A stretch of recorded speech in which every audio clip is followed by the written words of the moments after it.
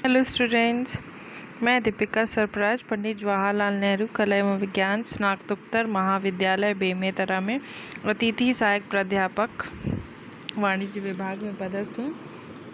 आज का हमारा टॉपिक है MRTP एक्ट या फिर एकाधिकार तथा अवरोध व्यवहार अधिनियम 1969, या फिर आप इसको और कह सकते हैं एकाधिकार तथा प्रतिबंधात्मक व्यापार व्यवहार अधिनियम 1969।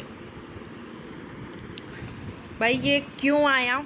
अब भाई MRTP यानी मोनोपोली, एकाधिकार को कम करने के लिए, या फिर जो हमारी औद्योगिक स्थिति थी उसमें क्या था, मोस्टली जो कंपनियां थी वो एकाधिकार वाली थी, यानी किसी एक का ही अधिकार था।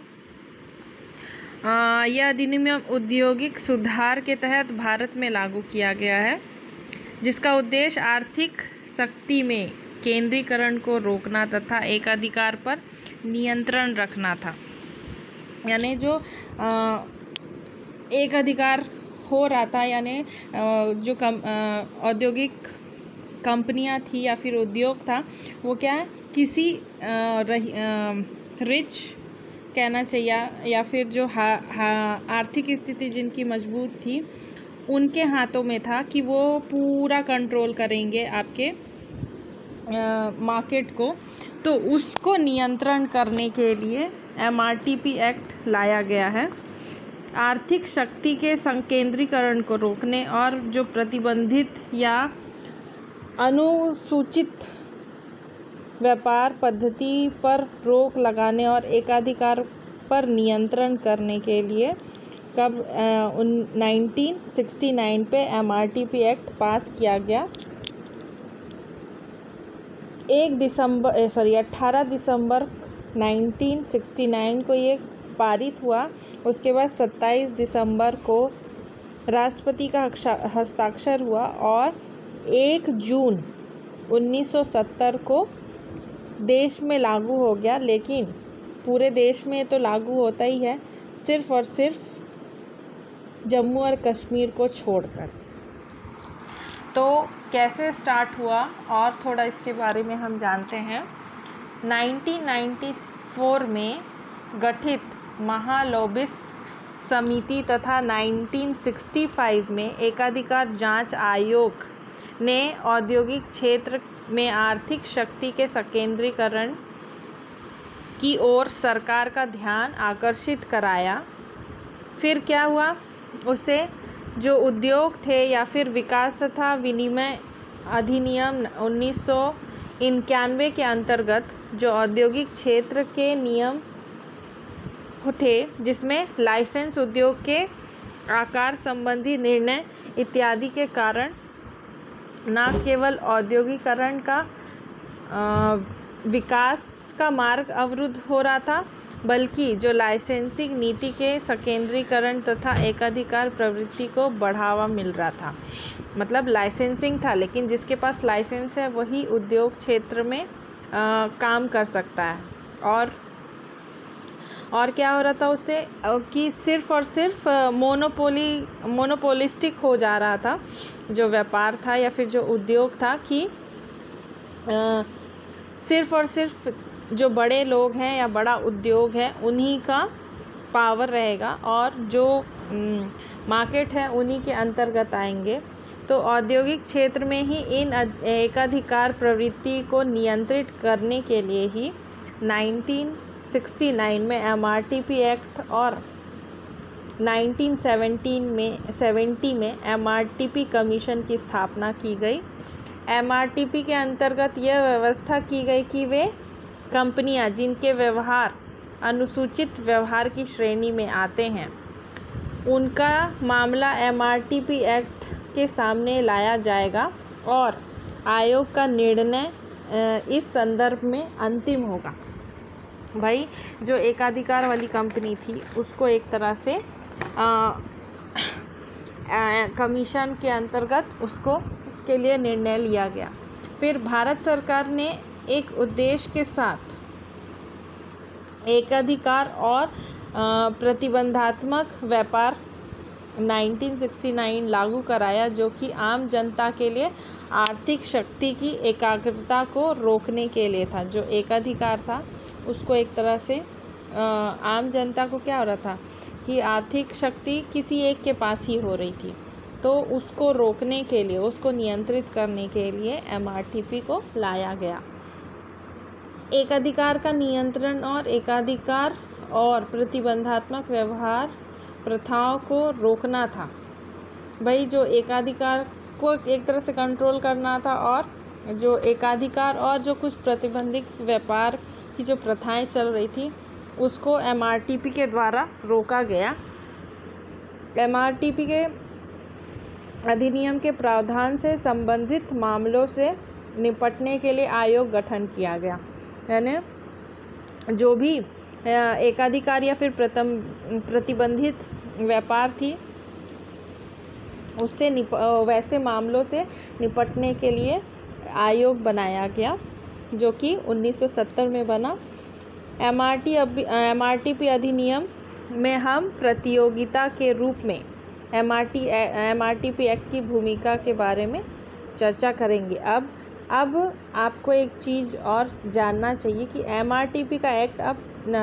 MRTP एक्ट का नाम चेंज हो गया, क्योंकि कुछ जब भी ट्रांसफॉर्म होता है तो जैसे जैसे हमारी चीज़ें चेंज होती है वैसी लॉ में भी चेंजेस होते हैं। हर लॉ में, एक्ट में संशोधन होते जाते हैं।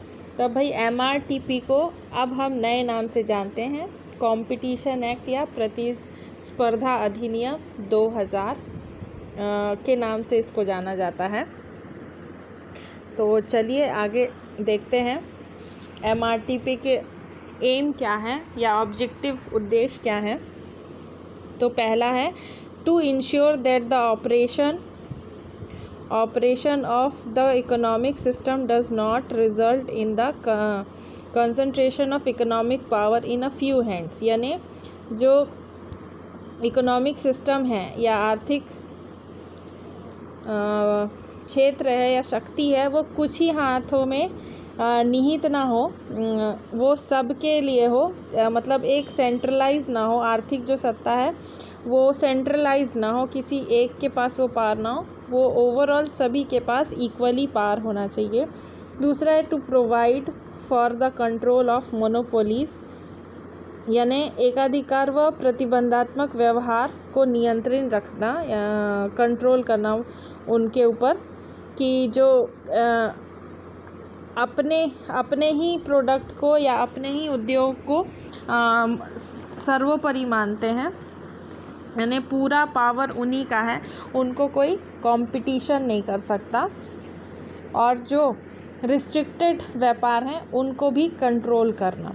तीसरा है to prohibited monopolistic and restrictive trade practice, सरकार की प्रशासनिक शक्तियों को सुधारना, या फिर आप ये कह सकते हैं जो भी मोनोपोलिस्टिक और कंट्रोल था उसको एक तरह से नियंत्रण करना, और आप कह सकते हैं सरकार की जो प्रशासनिक शक्ति है उसको मजबूत करना। अब हम आगे देखेंगे एकाधिकार एवं प्रतिबंधात्मक व्यवहार के क्षेत्र क्या क्या हैं, किस एरिया में ये काम करते हैं।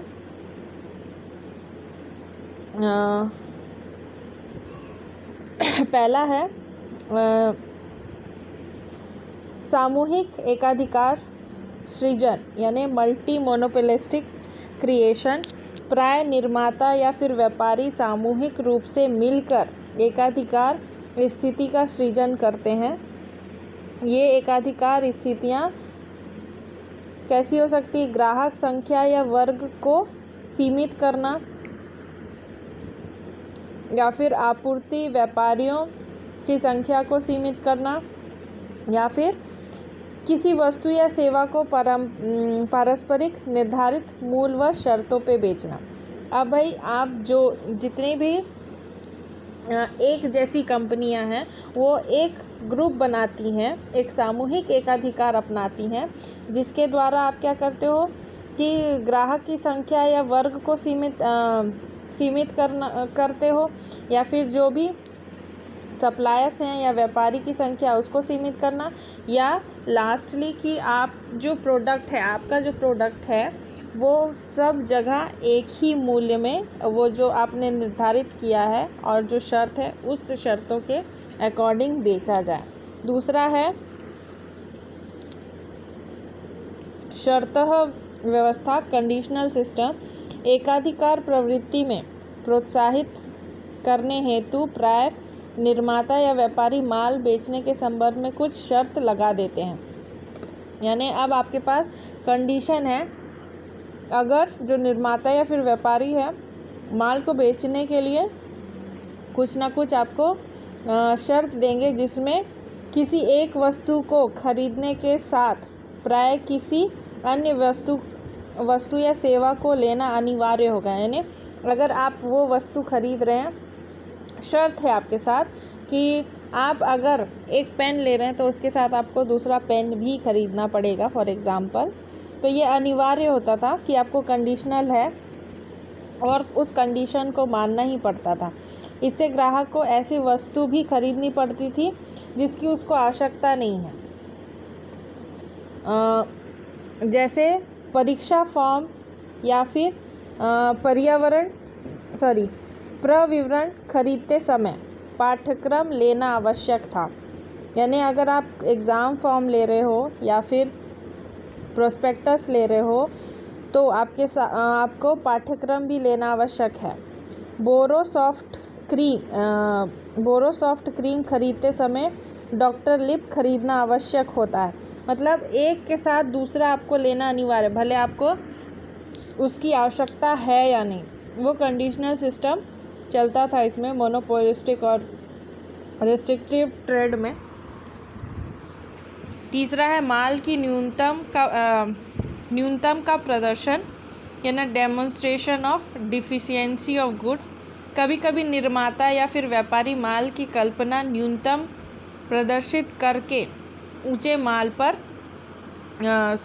मूल्य पर माल बेचने लगते थे, जिससे उपभोक्ता का निरर्थक शोषण हो रहा था। यानी जो आपका प्रोडक्ट है वो निम्न क्वालिटी का है या उसका क्वालिटी उतना अच्छा नहीं है, फिर भी जो निर्माता या व्यापारी हैं उसको क्या करते थे, ज़्यादा से ज़्यादा प्राइस में बेचते थे। और जिससे क्या हो रहा था, अब भाई वो कस्टमर को मालूम है कि वो प्रोडक्ट अच्छा नहीं है, लेकिन फिर भी उसके लिए मजबूरी थी कि उसको वो प्रोडक्ट लेना है, और उससे क्या होता, कंज्यूमर का शोषण हो रहा था।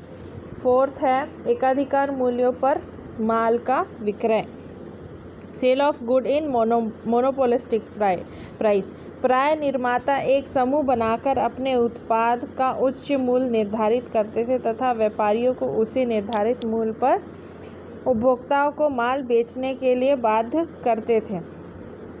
भाई जो प्राइस इनके द्वारा, क्योंकि पहले ही पॉइंट हमने क्या देखा था, सामूहिक एकाधिकार बनाते हैं लोग, यानी जिनका प्रोडक्ट एक जैसा है वो एक ग्रुप बनाते हैं और उस प्रोडक्ट का प्राइस इतना हाई रख देते हैं जिससे व्यापारियों को क्या होता था, जो मूल्य उन्होंने निर्धारित किया उपभोक्ता को उसी मूल्य में बेचने के लिए उनको बाध्य कर दिया गया था। तो निर्माताओं की इस एकाधिकार प्रवृत्ति से उपभोक्ता का क्या हो रहा था, शोषण हो रहा था। भाई आप प्रोडक्ट अच्छा दोगे तो भी आप ज़्यादा प्राइस में दे रहे हो, उस प्रोडक्ट का उतना प्राइस है ही नहीं। और अगला है सामूहिक बोल यानी म्यूचुअल बिड। कई बार व्यापारिक परस्पर मिलकर सामूहिक मूल्य या बोली लगाते हैं, जिससे एकाधिकार स्थिति उत्पन्न हो जाती है। निर्धारित मूल्य से कम पर माल बेचने से मना कर दिया जाता है। अब भाई यहाँ सामूहिक बोली भी लगती है एक तरह से। जब भी बिड लगता है, नीलामी होती है तो बिड लगता है ना, वैसे ही ये लोग क्या मिलकर जो व्यापारी थे वो मिलकर सामूहिक मूल्य या फिर बोली लगाकर प्रोडक्ट का प्राइस ज़्यादा रखते थे। तो वो क्या एक तरह से एक अधिकार होगा कि नहीं, सब के लिए वो प्राइस एकदम आपको बेचना ही है, वो निर्धारित मूल्य से कम में आप सामान बेच ही नहीं सकते थे, वो बेचने दिया ही नहीं जाता था, मना कर दिया जाता था। नेक्स्ट पॉइंट है एकाकी प्रतिनिधि की नियुक्ति यानी appointment of sole dealer agent. कई निर्माता किसी एक प्रभावी व्यक्ति को एकाकी डीलर या प्रतिनिधि नियुक्त कर देते हैं जो मनमाने मूल्य पर ग्राहकों को माल बेचते हैं। इस व्यवस्था से परस्पर प्रतियोगिता कम हो जाती है। भाई एक सोलो डीलर या फिर एजेंट एक व्यक्ति को बनाते हैं और फिर वो क्या करता है, जो प्रतिनिधि नियुक्त है वो मनमाने मूल्य पर ग्राहकों को माल बेचता है। मतलब आपको एक तरह से आपने अपने कंपनी में एक सोलो डीलर अपॉइंट कर दिया है जो एकाधिकार कंपनी थी, वो अपने मनमाने ढंग से ग्राहकों से क्या करता था, माल को बेचता था, वस्तु को बेचता था। तो इससे क्या होता था, जो कंपटीशन था वो कम हो जाता था। भाई वो मनमाने ढंग से जैसा मन वैसा बेच रहा है। 7वां है मात्रात्मक प्रतिबंध। प्राय 2 या इससे अधिक वस्तु निर्माता परस्पर अनुबंध द्वारा उत्पादन पर मात्रात्मक प्रतिबंध लगाकर एकाधिकार स्थापित करने का प्रयास करता था। पेट्रोलियम उत्पाद में यह एकाधिकार प्रवृत्ति बहुत्य से पाई जाती थी। भाई क्वांटिटिव रिस्ट्रिक्शन यानी जो आपकी क्वांटिटी है उसमें एक अधिकार था कि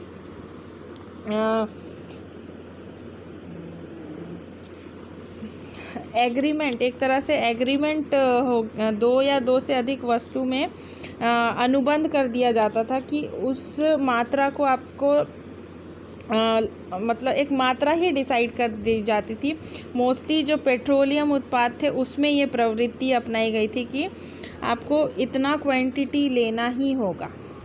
क्वांटिटिव रिस्ट्रिक्शन आपको था, एक मतलब प्रोडक्ट का क्वांटिटी के हिसाब से सेल होता था। अगला है बट्टे का प्रस्ताव यानी प्रपोजल ऑफ डिस्काउंट। प्राय निर्माता कुछ चुने हुए व्यापारियों या प्रतिनिधियों को आकर्षक बट्टा प्रस्ताव देकर एकाधिकार प्रवृत्ति को प्रोत्साहन करते थे। यानी कुछ ही लोगों को या चुने हुए व्यापारियों को या प्रतिनिधि को, एजेंट को, वो क्या करते थे, आकर्षक बट्टा या डिस्काउंट देकर वो अपना एकाधिकार जमाने की कोशिश करते थे कि हम आपको इतने में आप प्रोडक्ट देंगे और इतना डिस्काउंट करके देंगे। तो एक तरह से वो चाहते थे कि हमारे ही अधिकार हो आपके व्यापारियों में भी। अगला है व्यापारियों का बहिष्कार, बाइकॉट ऑफ ट्रेडर्स। व्यापारियों की मांग के अनुरूप माल की आपूर्ति ना करके एकाधिकार प्रवृत्ति को प्रोत्साहन किया गया। भाई जो व्यापारी मांग करते थे उस प्रोडक्ट को कि वो सप्लाई ही नहीं करते थे और एकाधिकार अपनाते थे कि हम ही बेचेंगे, हम आपको प्रोडक्ट देंगे ही नहीं। जो मैन्युफैक्चर है वो या फिर जो प्रतिनिधि उन्होंने रखा है वही वो सामान को बेचेंगे, जो बाकी व्यापारी हैं उनका बहिष्कार किया जाता था। अगला है भ्रामक विज्ञापन यानी मिसलीडिंग एडवर्टाइजमेंट। आज के बढ़ते हुए दृश्य शब्द प्रचार माध्यम से किए जा रहे भ्रामक विज्ञापन में भी एकाधिकार प्रवृत्ति को प्रोत्साहन मिल रहा है, जिससे प्रतियोगिता में छूट व मध्यम स्तर के निर्माता नहीं टिक पाते हैं। अब भाई जो एडवर्टाइजमेंट हो रही है उसमें भी कई बार गलत चीज़ें या फिर भ्रामक कुछ मिसलीडिंग बातें हो रही हैं, मिसलीडिंग एडवर्टाइजमेंट दिखाया जा रहा है, जिससे क्या हो रहा है, आपके प्रोडक्ट को देखा है आपने बहुत सारे प्रोडक्ट में का एडवर्टाइजमेंट जो आता है, for example fair and lovely का एडवर्टाइजमेंट बहुत बहुत आता था, बीच में अभी कम हो गया है, बीच में बहुत आते थे जो एडवर्टाइजमेंट। उसमें क्या होता है कि आप गोरे हो जाएंगे, पॉसिबल नहीं है। जो नेचुरली जो बाय बर्थ ही डार्क है वो कैसे गोरा हो सकता है। तो कई बार ऐसे मिसलीडिंग एडवर्टाइजमेंट्स आते हैं जिससे क्या होता है, जो छोटे व्यापारी हैं उनको वो कॉम्पिटिट नहीं कर पा रहे, क्योंकि आप अपने एडवर्टाइजमेंट को इतना इफ़ेक्टिवली दिखा रहे हैं जिससे उनको कोई प्रॉफिट नहीं मिल पाता है। लास्ट है बहुराष्ट्रीय व वृहद संगठनों का संजाल, वेब ऑफ मल्टीनेशनल और लार्ज ऑर्गेनाइजेशन। आज विश्वव्यापी स्तर पर बहुराष्ट्रीय व वृहद संगठन गला काट प्रतियोगिता उत्पन्न करके छोटे व मध्य स्तर के निर्माताओं को बाजार से बाहर निकाल रहे हैं या फिर बाहर का रास्ता दिखा रहे हैं। एक बार छोटे व मध्य निर्माताओं के बाजार से बाहर निकलने के उपरांत उन बहुराष्ट्रीय व वृहद संगठनों का बाजार पर एकाधिकार स्थापित हो जाता है, जिससे उपभोक्ता का शोषण होता है। भाई जो बड़े बड़े कंपनियां आ जाएंगे या फिर मल्टीनेशनल मार्केट अगर आ जाएगा तो वो अपना मोनोपोलिस्टिक ढंग अपनाएंगे, मनमाने ढंग से प्राइस लेंगे, प्रोडक्ट की क्वालिटी रहे ना रहे।